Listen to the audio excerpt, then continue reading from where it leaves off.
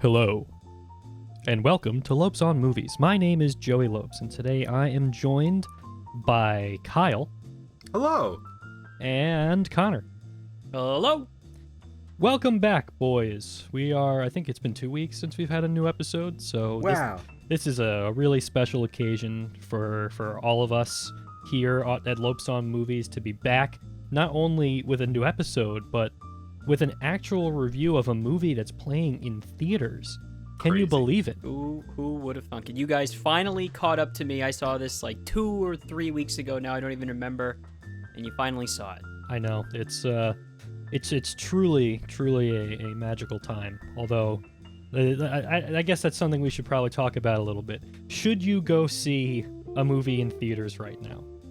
I think that's an interesting question, and it's going to depend on what kind of theaters are available near you and what the demand in your area seems to be like.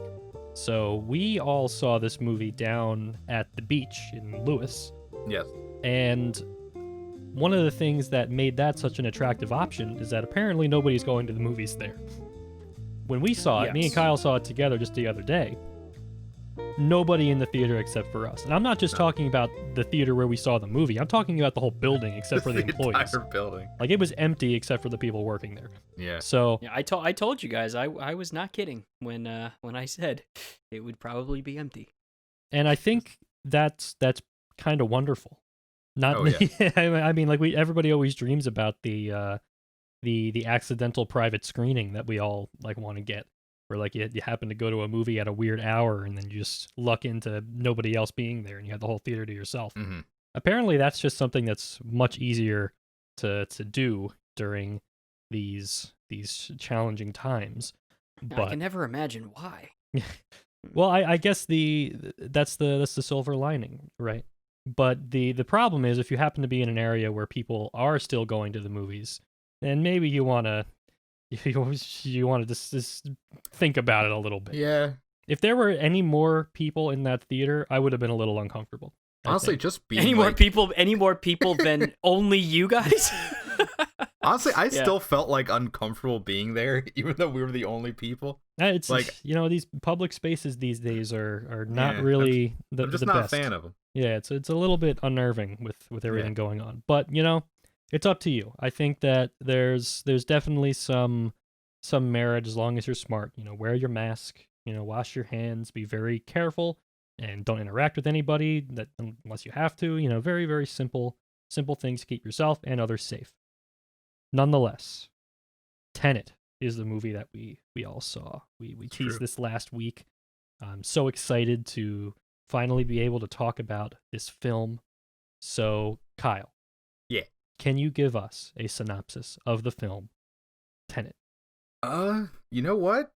I think I can. Great. Armed with only one word, tenant, and fighting for the survival of the entire world, a man journeys through a twilight world of international espionage on a mission that will unfold in something beyond real time. Ooh. It was written and directed by Christopher Nolan and stars John David Washington, Robert Pattinson, Elizabeth Debicki, and Kenneth Branagh. Connor, what do you think of the movie? Yeah, like first off, I love that description of the movie because It tries so hard, I guess that sort of tells you what's happening with it, but like I know throughout this like the movie's run in theaters, and because this is one of the first ones that's come back, and they've done a weird job of saying that it's available some places. It's kind of just they say like available where theaters are open. Yeah. And if ever there was a movie that should be seen in a theater, I do think it's this one. Or a Christopher Nolan movie in general. There's a lot of movies out that just you could easily watch, streaming wise, or don't watch at all, or like Mulan, have a disaster on your hands. But the funny thing with this movie is like I've been listening to a lot of radio in the car lately, and even at like a super high level, it's like comical to hear like the DJs and like try to describe what this movie is about on their ad reads for it. Like they said something like the stuff like, and it's not time travel, it's inversion. Now, what's inversion, you ask? And like, it just goes over people's head immediately. Like, okay. And then, so that's the only kind of preview that I had going into this movie, and the best way to describe Tenet is it's like if you have like the movie Inception, The previous like Christopher Nolan movie. Yeah, that's like a light beer compared to this one, which is like a triple IPA. If that makes sense to anyone. Yeah, that's exactly how Joey described it. Yeah, that makes perfect sense to me. I think one thing that I was thinking while I was watching this is that it's very structurally similar to Inception in almost every way, but the main difference is that Inception, I feel like for a long time after Inception came out, it had this kind of reputation as like this mind-bending, crazy, complicated movie that is more or less not true anymore once people kind of realize that, the movie's actually not that complicated. The whole dreams within dreams thing is definitely like a weird concept, but you can pretty easily get a handle on it. And then once you do, the movie's just a very simple action movie, more or less. It's driven by the set pieces more than anything. So that movie doesn't really have that. Sorry, it's not unlike the movie that we did a replay of from when it came out, Dunkirk.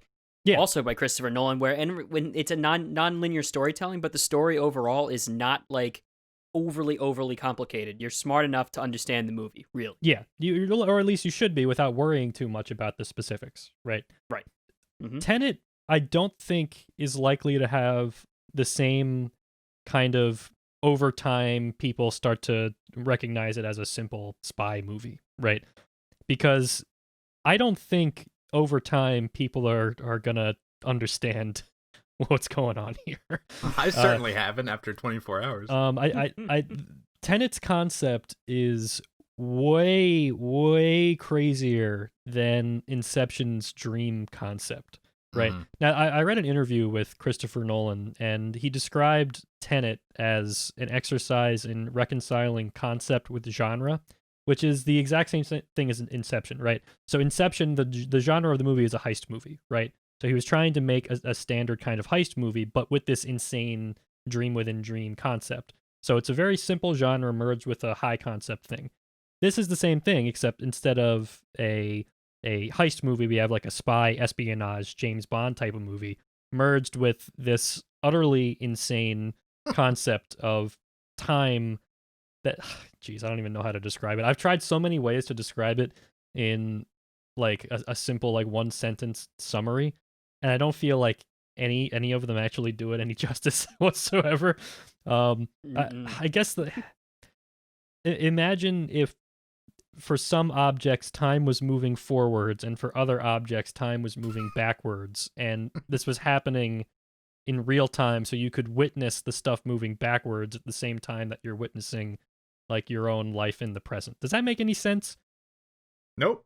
Okay. Well, the words, I understand every one of those words you said. Yes. Then you put them together and you start to lose me a little. Okay.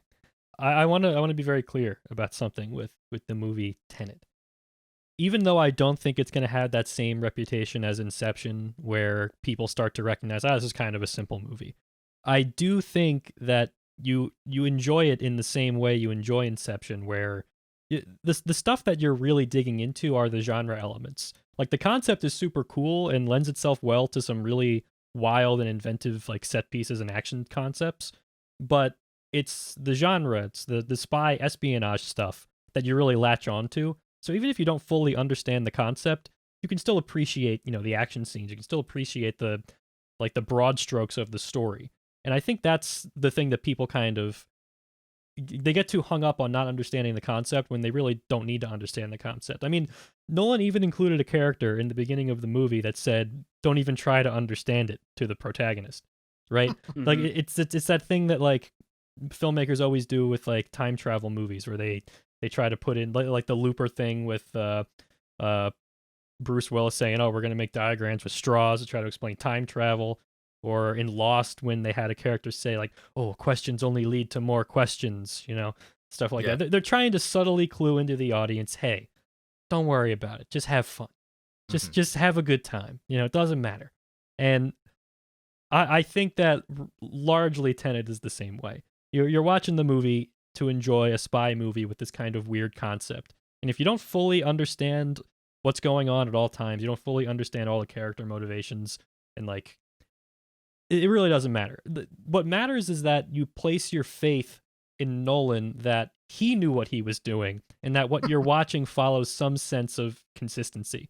I couldn't tell you if it does, right? Like, if I poured over the movie with a fine-tooth comb, I bet that I would find that everything makes sense, right? God, I hope so. That like the concept that he stuck to the concept, stuck to the rules that he developed, and that it actually like follows like everything that he came up with.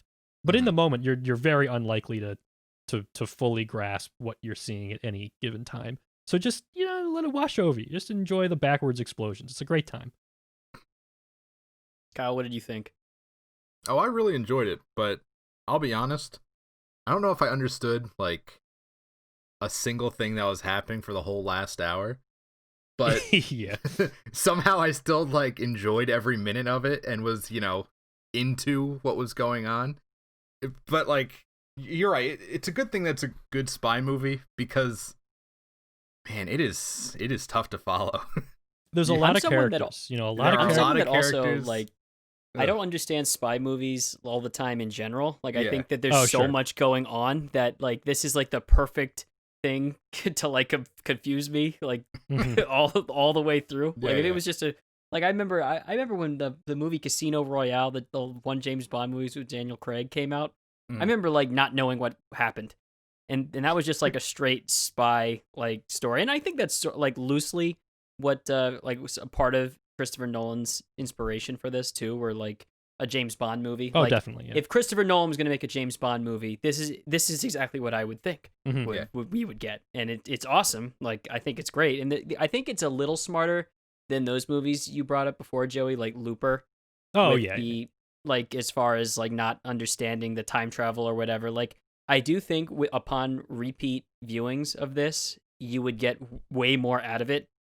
Like, because at the end of the day, like Looper, I don't think you'll ever get like I like to the point where it's like, okay, that makes sense. But if this movie, I think you watch Tenet again and you'll get more out of it, like by seeing the things that you're expecting, because the time does move in interesting ways and inverts in crazy ways and goes. It's really hard to explain, but I think one thing that I saw is it's similar to Inception, just from almost like another concept. You said that was like a heist movie, this one's like a spy movie. It's also similar to that scene that's actually in Inception where they're on like the Penrose steps in like a dream sequence, where you see like that internal staircase that kind of goes like nonstop. And Nolan said that that's another part of the inspiration, like probably the biggest inspiration for this one too, which makes, it's why this one feels so much like Inception, except Inception is just a light version of Tenet now, as that's what I'm always going to think of. It's just I don't know. I think it's wild, and I think the set pieces and just the action scenes are excellent. I think it's got I think the cast is also so strong. Like, they're all doing such a great job. I loved everybody. Yeah, and like there's something else too about Christopher Nolan movies, and just movies that have like a lot of business that's happening, where every character, even if you only see them for a little bit, are so sure of like everything that they're doing, and they're just like so matter of fact and like saying a whole bunch of stuff. You're never going to get all of that. They're like, this agency, this, that, this, you have to go to this. But they're also like quipping while they're doing it, like making little jokes at each other, but they're all they're so quick that they're responding off of it too. Like, I'm thinking of that scene in like where he meets the actor that Nolan uses all the time, the older guy. Michael Caine. Michael Caine, yeah. How great was that Michael Caine scene where he just sees him, they're talking, quipping back and forth for a little bit, a little joke at the end, scene. And then it's like, we just got a whole bunch of stuff. I don't know what they just said, but I loved it. Yeah, it's you're right that it's all business, but it works because the characters are just so confident and cool and capable of what their role is. They know what their role is. They know what they're doing. Whether we know what they're doing or not really doesn't matter that much, because I think there's something kind of fun about getting just swept up in the energy of it all, which is really like, I think Nolan's kind of thing. The difference I think is, like, you're right, Connor, where Nolan, like I said, I fully believe that everything he did here makes perfect sense. right? It's not like a movie like Looper where Ryan Johnson has said like, oh yeah, like the time travel is just an excuse for this emotional storyline I'm trying to tell, right? This movie, like I'm not going to say it doesn't have an emotional storyline because it does, particularly with Elizabeth Debicki's character.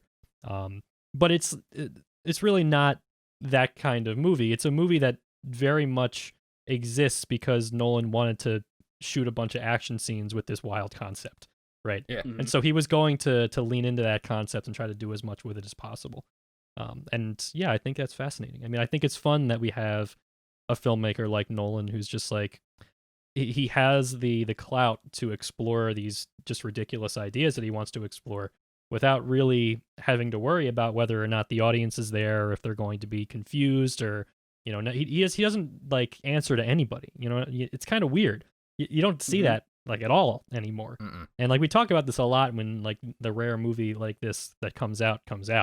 But I think it's fun just because I can't imagine anybody being able to get away with a movie that's this obtuse and putting it in wide release for people to see, and then still having people by and large enjoy it, even though they all admit that they have no idea what's happening.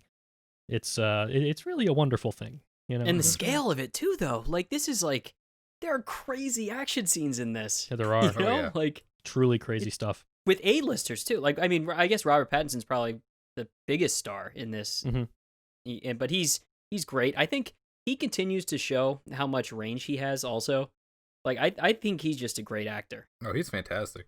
Yeah, I love Robert Pattinson. There's this clip on Twitter floating around of him acting in some trashy Netflix movie where like he does this absolutely gonzo, ridiculous Southern accent while like Tom Holland's pointing a gun at him.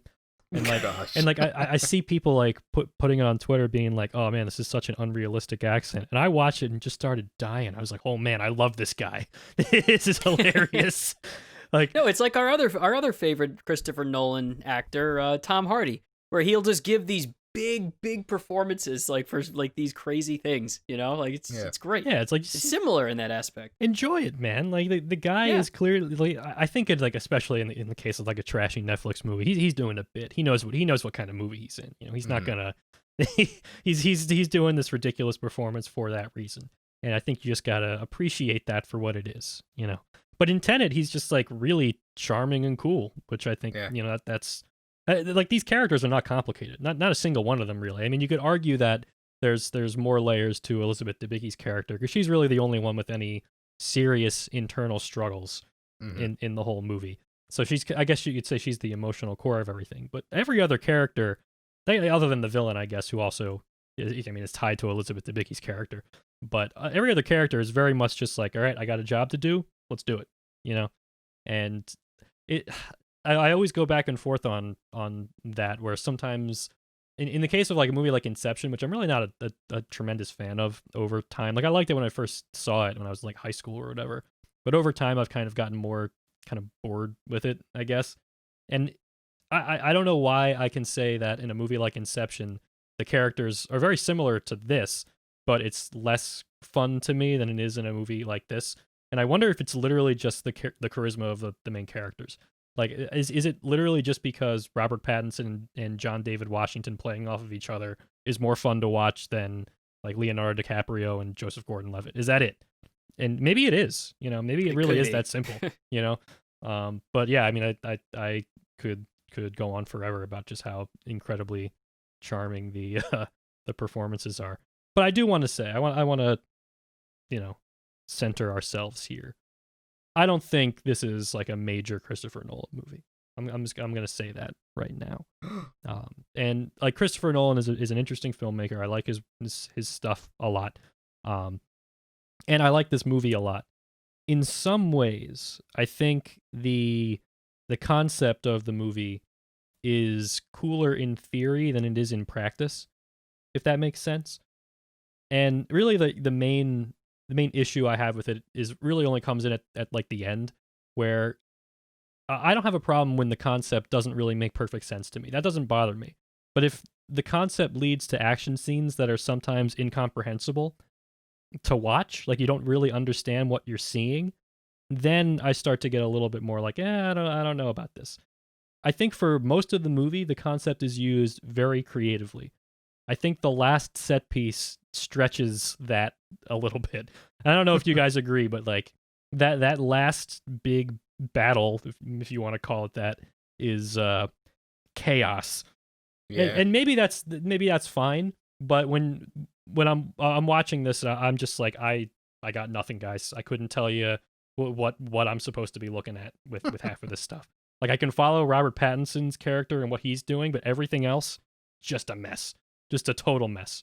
Oh, you mean you couldn't figure it out when like some characters are going forward, some are going backwards, and yeah, just had no idea what's going on. It's like your brain can't handle it because it's so strange. I know. Well, so I'm with you there, but I like that because it was like an experience I haven't felt trying to understand what's going on there. So I thought it was cool in that aspect. Again, like I think my thing with this is that no matter what, as long as like if I'm right in assuming that Nolan like treated everything that we see in the movie very, very carefully to make sure that it follows the concept perfectly, right? That there's no actual like seams in it, that it actually is very much playing by his own rules, then it's remarkable that this exists at all, because it's so hard to wrap your head around as a viewer. I can't even imagine how anybody could wrap their head around it as a writer and then actually filming it. Like, how can you even fathom how to construct a movie like this? When you're dealing with time in such a strange way, where you have some things moving forward and some things moving backwards and everything's supposed to be happening at once, like, it boggles the mind to think about how anybody could possibly get a handle on that when they're trying to film it, which is, I think, probably the thing I admire the most about it, where it's just while you're watching it, there's just this kind of like, this sense of like, wow, I trust that this all makes sense, but I don't understand how any human could have done this. And how about acting in that too? Like, yeah, how right. do you like know where you are when you don't know where you are in the movie? I mean, I would absolutely love to see some kind of behind the scenes thing on how they filmed this.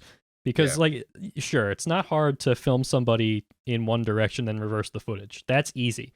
But to do that and then satisfactorily merge that with footage that isn't reversed and make it seem like it's all happening at once, and doing that on a ridiculously large scale, yes, that is mind-blowing to me. So yeah, it at least in the sense of like keeping everything consistent, making everything seem like it's happening at the time it's supposed to be happening, right? I don't know, man. It hurts my brain to think about, but that's the fun thing about Tenet, I think. Tenet is fun, guys. I hope that we're communicating that this movie is a lot of fun. It hurts your brain, but it sure is fun. Yeah, like I really, really encourage anybody who's considering seeing Tenet to just don't worry about if you get it or not. Just get like worry about the broad strokes, and which you will understand. Like you're not going to be so confused that you don't generally get a gist of what's going on, and just stick to that, Okay, they say that they're going to do a temporal pincer attack. They explained it. I don't get it. But they seem like it's a good idea. I trust them. It sounds cool to me. Let's look at the explosions. That's all you got to do. Just let it wash over you, and I think you'll have a good time. At least I had a good time. You know what? Well, you know what? Like YouTubers, I bet are having a field day on this. Are the whatever happened at the end of Tenet? Oh, God. Those. The hyper analytical YouTubers that try to dissect everything. That reminds me of the guy who did like a 4-hour video claiming that he explained all of Twin Peaks. Oh God, it's like, oh man, what a guy! Just please don't make videos, man. I don't want to hear your theory. I don't want to hear. Got like millions and millions of views. I'm pretty sure. I know. Oh, can I just bring up? I really like the music in this too, and how the music kind of worked with the sound effects. Oh, thank you for bringing up music, because that's something that I usually do that nobody else ever does in movie reviews. And I never will. So, it's Connor or nothing. Yeah, Connor. I actually was thinking about that while I was watching, where I was like, I feel like Nolan over the years has, like, usually with his stuff with Hans Zimmer, who I don't think composed the score for this. I think it was. No, he didn't. It was this guy. Ludwig Göransson. Yeah. He's pretty popular these days. I think the reason that Hans Zimmer didn't do this is because he wasn't available. I believe it was he was working on Dune. No, he's a busy man. That Hans Zimmer. I mean, Yeah, but no, I think that it was really good. I think it all worked in well. And there's a quote from Nolan that I saw that it just goes to show that what a like pure filmmaker and auteur he is, which is why it's so cool. Even if you don't love everything he has, I know that he's like a big film bros love this guy, but it's like this is a pure filmmaker. And he also did say that he doesn't use temp music. He had like the music worked on like way before like the movie was in, like at the very beginning of it, because he had the music like perfectly in time with like all the filming that was being done. Mm-hmm. Like no temp tracks. Like he clearly has a huge emphasis on the music, and there's also really awesome sound effects in this. It's I think the thing I was noticing when I was watching the movie is that usually in a movie, the line between like sound design and musical score is pretty obvious. In this one, it's not. I feel like the musical score and the sound effects are very close together in the way they're constructed, where the music doesn't really...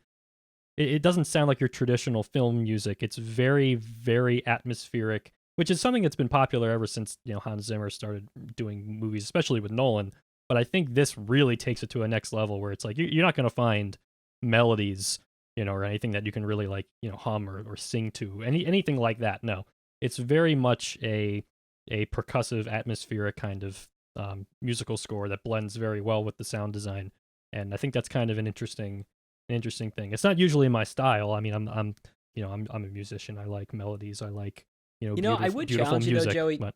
or anyone else to, because I did, like I listened to, because sometimes when I'm working, I'll just put on like a movie score or something in the background. I put this one on and listened to it before earlier. It's really good on its own too, and it does work. So while it does blend in with the movie, you might hear more to it than just like how it is just with the movie too. It's just something to vibe with, Yeah, no, it's great. I really like this movie. I think it's the best thing I saw this year to this point. Better than Capone? It's not better than Capone, Connor.